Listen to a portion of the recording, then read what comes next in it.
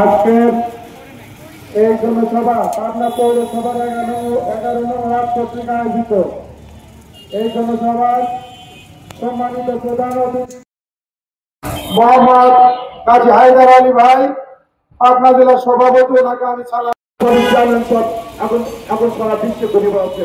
এই দেশে থাকা তার সময় নাই, কারণ সময় হয়ে গেছে। যাদের তাদের চেয়ারম্যান সাহেব আমাদের 1 মাস আগে বললেন সময় খুব কম, সময় খুব কম। খাজা বাবা যে কথা বলে গেছে, যে কথা বলে সমস্ত খবর বর্তমান প্রেক্ষাপটে আমরা দেখছি।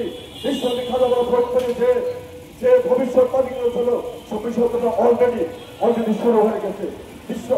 ভবিষ্যৎবাণী করে বা একটা সময় যে সময় আসতেছে এদেশে